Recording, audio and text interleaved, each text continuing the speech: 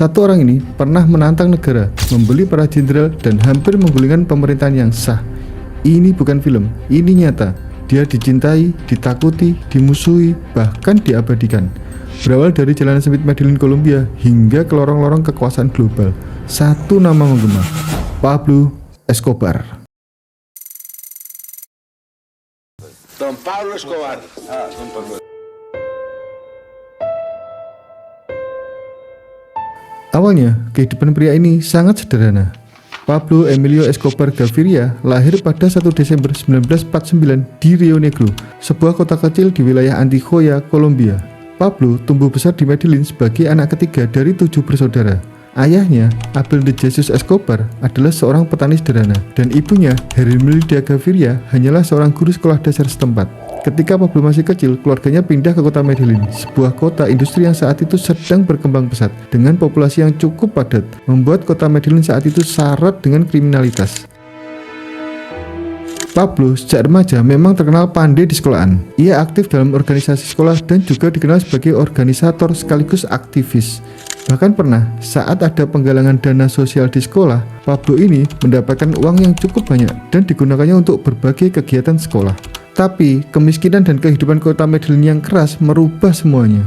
Bagi remaja pada akhir 1960-an, Pablo juga mulai menunjukkan kecerdasannya dalam bidang lain, yaitu bisnis jalanan. Awal kriminalitas Pablo dimulai bersama sepupunya, Gustavo Gaviria. Awalnya, ia menjual batu nisan curian dari kuburan yang ia hapus nama-nama aslinya, kemudian dijual lagi ke orang lain. Kemudian, Pablo mulai menjual ijazah palsu, menyelundupkan peralatan stereo dari Panama ke Kolombia, menjadi calo kendaraan hasil curian, dan kemudian merambah ke bisnis-bisnis jalanan yang lain. Tahun 1969, Pablo sempat memasukkan ijazah SMA-nya dan sempat mendaftar di Universitas Autónomo Latino Americana di Medellin. Karena saat itu Pablo ingin menjadi pengacara kriminal, bahkan punya mimpi menjadi presiden Kolombia. Namun impiannya kandas karena masalah keuangan dan kemudian ia dikeluarkan dari sekolah. Pada pertengahan 1970-an, ketika Kolombia menjadi salah satu pusat utama produksi ganja di Amerika Selatan, Pablo mulai masuk ke bisnis ini. Awalnya, dia bekerja sebagai kurir penyelundup lokal, tapi tahun-tahun berikutnya menjadi titik balik Pablo. Tahun 1971, Pablo dan kelompok kecilnya sempat terlibat dalam aksi penculikan pengusaha kaya bernama Diego Echevarria, yang kemudian keluarganya dimintai tebusan $50.000. Namun setelah uang tebusan diberikan, Diego tidak pernah dilepaskan, malah ditemukan tewas di jalanan. Dan semenjak kejadian ini, nama Pablo dan gengnya mulai terkenal di jalanan-jalanan kota Medellin. Tapi selang 3 tahun kemudian, pada 1974, Pablo ditangkap untuk pertama kalinya karena terlibat dalam sindikat pencurian mobil di Medellin. Namun ia berhasil bebas setelah menyuap aparat dan membayar uang jaminan. Di tengah itu semua, Pablo juga terlibat dalam bisnis rokok ilegal dan penyelundupan ganja. Bahkan akhirnya ia dapat menguasai seluruh peredaran ganja di kota Medellin. Señores, les voy a decir quién soy. Yo soy Pablo Emilio Escobar Gaviria. Un día yo voy a ser presidente de la República de Colombia. Tahun 1975, bisnis kokain mulai menunjukkan perkembangan pesat.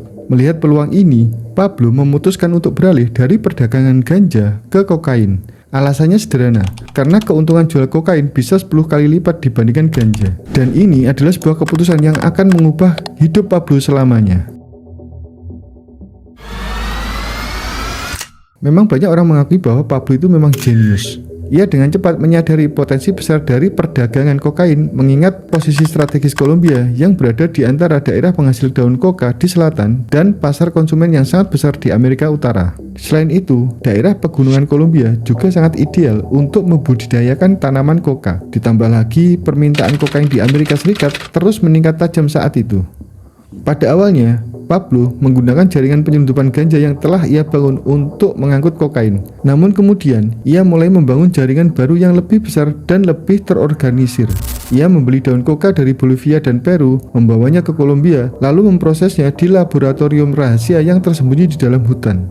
Kokain hasil olahan itu diselundupkan ke Miami melalui berbagai cara, menggunakan pesawat kecil, kapal selam rakitan, bahkan dengan cara disembunyikan dalam tubuh manusia. Hingga pada akhir 1976, Pablo telah berhasil menguasai sebagian besar jalur penyelundupan kokain menuju Amerika.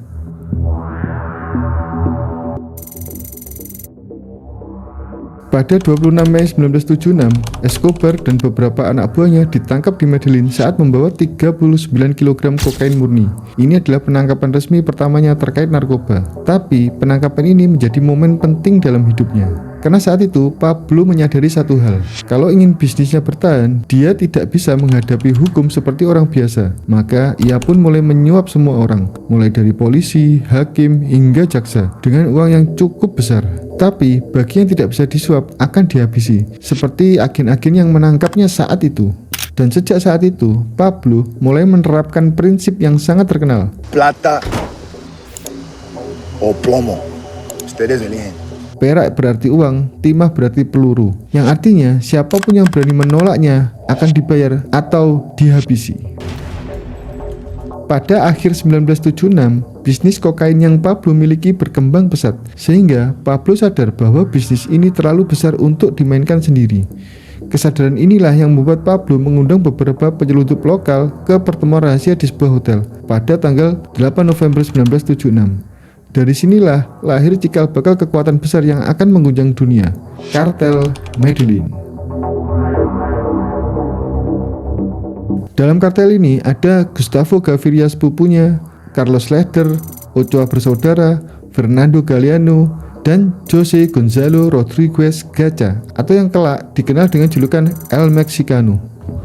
Tujuan mereka adalah menguasai jalur produksi dan distribusi kokain dari Kolombia ke Amerika. Dan semenjak berdirinya kartel Medellin sekitar tahun 1977 ke atas, ribuan polisi, pejabat, bahkan tentara di Kolombia secara rutin menerima suap dari jaringan Pablo. Sistem ini membuat kartel Medellin tumbuh besar dengan sangat cepat tanpa banyak gangguan hukum sampai awal 1980-an. Dan yang luar biasanya, dalam waktu kurang 3 tahun, mereka membangun armada distribusi kokain dengan pesawat kecil, kapal cepat, kapal selam, hingga jalur darat manusia. Bahkan mereka sampai membeli sebuah pulau di Bahama yang bernama Norman Cayce. Pulau ini sebagai titik pemindahan uang dan kokain. Pulau ini lokasinya sekitar 350 km di tenggara Florida. Tapi itu belum semuanya. Di tengah hutan Kolombia, Pablo juga membangun sebuah laboratorium raksasa, besarnya hampir sebesar kota kecil. Di tempat inilah daun koka diproses. Awalnya diolah menjadi pasta, lalu dimurnikan menjadi bubuk kokain siap edar. Kapasitas produksinya luar biasa, bisa mencapai 10.000 kg kokain setiap minggu.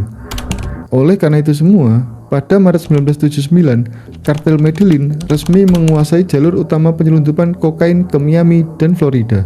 Saat itu, pasar kokain di Amerika sedang meledak. Permintaan tinggi, harga naik, dan uang pun mengalir deras ke tangan Pablo dan kartelnya. Hingga menjelang akhir 1979, Pablo Escobar menghasilkan lebih dari 60 juta dolar setiap bulan. Jika dinilai dengan kurs sekarang, jumlah itu setara dengan 220 juta dolar, atau kalau dirupiahkan sekitar 3,5 triliun rupiah per bulan, dan sebagian besar dalam bentuk uang tunai. Karena saking banyaknya, dan itu uang tunai semua, mereka sampai bingung menyimpannya. Banyak uang disembunyikan di ladang-ladang Kolombia, dikubur dalam drum-drum besi, bahkan sebagian dari uang itu rusak karena dimakan tikus atau lembab oleh tanah.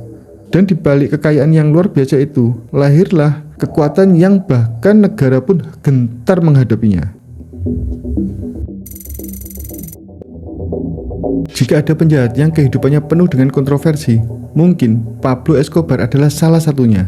Antara tahun 1981 hingga 1989, dunia menyaksikan transformasi Pablo Escobar dari seorang kriminal lokal menjadi raja tahta kriminal global. Ketika Pablo dan kartel Medellin berhasil menguasai lebih dari 80% perdagangan kokain dunia. Setiap bulannya, tak kurang dari 15 ton kokain diterbangkan ke Amerika Serikat, khususnya ke Miami dan Florida.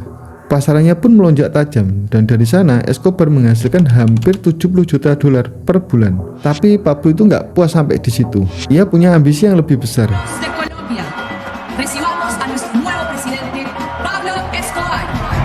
Ia membeli jalur masuk ke dunia politik melalui Partai Liberal Kolombia. Dan saat pemilu, kandidat partai itu, Jairo Ortega, menang dengan suara terbanyak di seluruh wilayah Antioquia. Tapi secara mengejutkan, Ortega mundur dan menyerahkan kursinya kepada Pablo. Dan sejak itu, Pablo resmi menjadi anggota parlemen Kolombia. Wah, keren ini. Gila. Bandar narkoba juga politikus. Mantap. Di saat yang sama, Escobar juga memperluas kekayaannya secara brutal. Bahkan, ia membeli ratusan properti mulai dari Kolombia, Miami, hingga ke negara-negara Amerika Tengah. Saat itu, ia juga membangun Hacienda Nápoles, sebuah komplek mewah seluas 20 km persegi, lengkap dengan taman safari, lapangan sepak bola, dan landasan pesawat pribadi. Tak hanya itu, Pablo juga membangun sekolah, rumah sakit, stadion, perumahan rakyat, bahkan gereja di Medellin. Semua itu ia lakukan untuk membentuk citra pahlawan di mata masyarakat. Dan karena itu, banyak orang Kolombia yang menyebutnya sebagai Robin Hood-nya kota Medellin. Hingga tahun 1984, bisnis kokain Pablo justru terus melonjak. Jaringan suap yang ia bangun merajalela. Semua itu untuk membuat negara seperti ada dalam genggamannya. Bahkan, 3 tahun kemudian, tepatnya tahun 1987, majalah Forbes secara resmi memasukkan nama Pablo Escobar ke dalam daftar orang terkaya di dunia. Kekayaannya saat itu diperkirakan lebih dari 20 miliar dolar. Jika disesuaikan dengan nilai sekarang, angkanya mencapai sekitar 67 miliar dolar, atau setara dengan 1.100 triliun rupiah. Wow, gila bos. Ia bahkan menempati posisi ke-7 sebagai orang terkaya di dunia saat itu. Dan puncaknya, pada 1989, saat itu Pablo Escobar benar-benar memimpin sebuah kerajaan bayangan. Pablo mengoperasikan jaringan transportasi pribadi yang mencakup ratusan pesawat kecil dan bahkan kapal selam rakitan. Ia juga memiliki akses politik hingga ke tingkat nasional. Dan dalam waktu yang sama, ia juga menguasai seluruh rantai pasokan kokain, dari ladang koka di hutan Amazon hingga para pengedar di jalanan Los Angeles. Pada masa ini, Pablo bukan sekedar pedagang narkoba. Ia adalah negara dalam negara.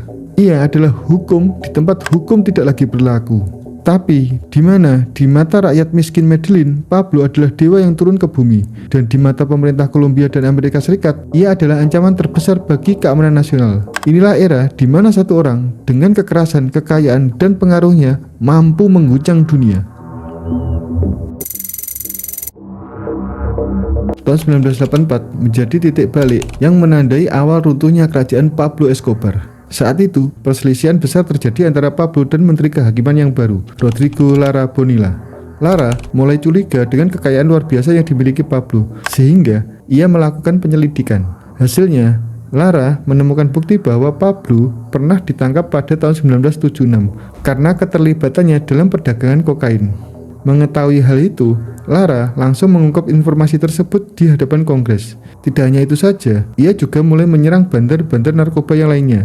Ia mengungkapkan bahwa 6 dari 9 tim sepak bola Kolombia dimiliki oleh bandar narkoba. Bahkan ia memaksa gajah, si El Mexicano, untuk menyerahkan tim sepak bola The Millionaires kepada pemerintah. Lara juga melarang 57 pesawat milik Ochoa untuk terbang. Ia bahkan mendenda kebun binatang milik Pablo karena melakukan impor ilegal terhadap gajah dan unta dari Afrika.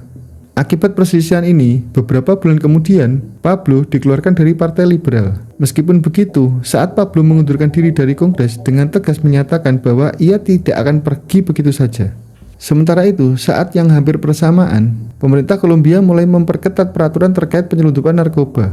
Pablo yang telah menguasai pasar kokain di Amerika Utara merasa terancam dengan upaya pemerintah yang semakin intens untuk mengekang kekuasaannya. Awalnya, Pablo memilih berdialog dengan pemerintah. Ia bahkan berjanji akan menyumbang uang untuk proyek sosial di Kolombia, berusaha memperbaiki citranya di mata masyarakat. Namun, ketegangan semakin memuncak ketika pemerintah Kolombia dan Amerika Serikat sepakat untuk menyetujui undang-undang ekstradisi. Undang-undang ini mengizinkan warga Kolombia yang terlibat dalam penyelundupan narkoba ke Amerika bisa dituntut dan dipenjara di Amerika, meskipun mereka belum pernah menginjak kaki di Amerika. Dari sini, Pablo mulai menyadari bahwa pemerintah itu memang benar-benar serius. Tapi, alih-alih mundur, dia justru semakin brutal dalam menghadapi tekanan ini.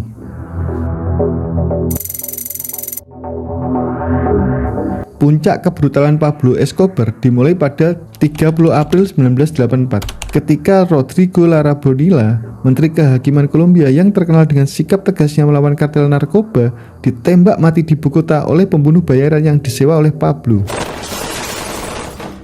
Pembunuhan ini memicu kemarahan nasional yang sangat besar. Sebagai respon, pemerintah Kolombia akhirnya mengumumkan perang terbuka terhadap kartel narkoba. Namun, keputusan ini justru membuat Pablo dan kartel Medellin menjadi lebih kejam dengan teror-terornya. Pada tahun 1985, Medellin berubah menjadi medan perang.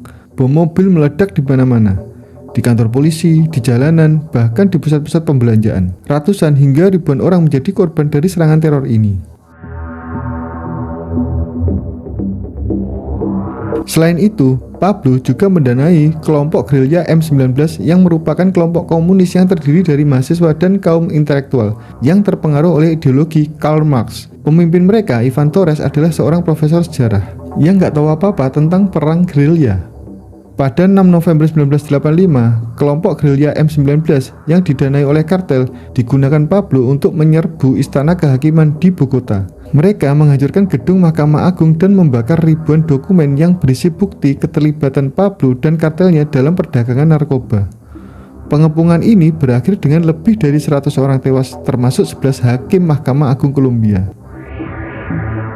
Akibat dari kekejaman ini, Mahkamah Agung Kolombia akhirnya menyerah pada 1986 dan menyatakan bahwa perjanjian ekstradisi antara Kolombia dan Amerika Serikat adalah ilegal karena perjanjian itu hanya ditandatangani oleh delegasi presiden, bukan oleh seluruh badan legislatif. Puncaknya, tahun 1989 menjadi tahun paling berdarah dalam perjalanan hidup Pablo Escobar. Pada tahun ini, Luis Carlos Galán, calon kuat presiden Kolombia, berjanji akan mengekstradisi para gembong narkoba ke Amerika. Hal ini membuat Pablo semakin terdesak dan merasa ancamannya semakin nyata. Dan ancamannya bukan main-main. Pada 18 Agustus 1989, Luis Carlos Galán ditembak mati saat melakukan kampanye di Sochoa. Tapi, tidak lama setelah kematian Galán, penggantinya, Cesar Gaviria Trujillo, juga melanjutkan janji Galán untuk mengekstradisi para pengedar narkoba. Kemudian Pablo pun mulai menargetkan Cesar Gaviria untuk dibunuh. Beberapa percobaan pembunuhan dilakukan tapi gagal. Hingga pada 27 November 1989, Escobar memerintahkan untuk membom Avianca Flight 203, buah pesawat komersial yang meledak di udara dan menewaskan 110 orang termasuk 2 warga Amerika Serikat. Meskipun saat itu Cesar Gaviria tidak berada dalam penerbangan tersebut dan selamat, pemboman ini membuat pemerintah Amerika turun tangan karena 2 orang warga Amerika Serikat ikut menjadi korban saat itu. Di saat yang hampir bersamaan, DEA, Badan Narkotika Amerika Serikat, menerima informasi penting dari Elisa Alvarez, anggota M19 yang berpangkat tinggi. Elisa menolak bekerja untuk pengedar narkoba dan membelot ke DEA. Ia mengungkapkan informasi mengenai pertemuan antara Pablo dan Ivan Torres sebelum serangan ke Istana Kehakiman. Elisa juga memberikan bukti tentang peran Pablo dalam pengepungan Mahkamah Agung, yang akhirnya ini memungkinkan DEA di Kolombia untuk mendapatkan bantuan militer dari Amerika Serikat dan CIA dalam operasi mereka. Pada 1990, Presiden Amerika Serikat George Bush mengirimkan bantuan intelijen dan peralatan ke Kolombia. Ia juga membentuk tim khusus bernama Search Block untuk memburu para anggota kartel, terutama Pablo Escobar. Di tengah tekanan yang makin besar ini, Pablo mencoba melakukan negosiasi dengan pemerintah Kolombia. Ia bahkan menyuap anggota Majelis Konstitusi, berusaha memanipulasi situasi demi kepentingannya sendiri. Hingga 19 Juni 1991, Pablo akhirnya menyerahkan diri pada pemerintah Kolombia. Namun, ini ternyata hanyalah akal bulus si Pablo. Saat menyerah, ia memberi syarat kepada pemerintah. Ia hanya akan dipenjara di fasilitas yang dibuatnya sendiri. Dan dari sinilah lahirnya penjara La Catedral, sebuah penjara yang lebih mirip hotel mewah daripada penjara. La Catedral dilengkapi dengan berbagai fasilitas seperti lapangan sepak bola, bar, jacuzzi, bahkan ruangan khusus berisi telepon dan komputer untuknya. Penjara ini seperti benteng yang lengkap, hingga tak heran bila aksi kriminalitas Pablo dan kartelnya terus berjalan seperti biasa, meskipun ia berada dalam penjara. Namun, penjara mewah ini kemudian bocor ke media dan menjadi pemberitaan besar baik dalam negeri maupun luar negeri. Amerika Serikat yang merasa terganggu dengan situasi ini mendesak pemerintah Kolombia untuk bertindak. Pemerintah Kolombia yang tertekan oleh tekanan dari Amerika Serikat dan juga dari publik akhirnya merencanakan untuk memindahkan Pablo ke penjara lain. Namun, rencana itu bocor, yang akhirnya membuat Pablo melarikan diri dari penjara dan bersembunyi selama sisa hidupnya.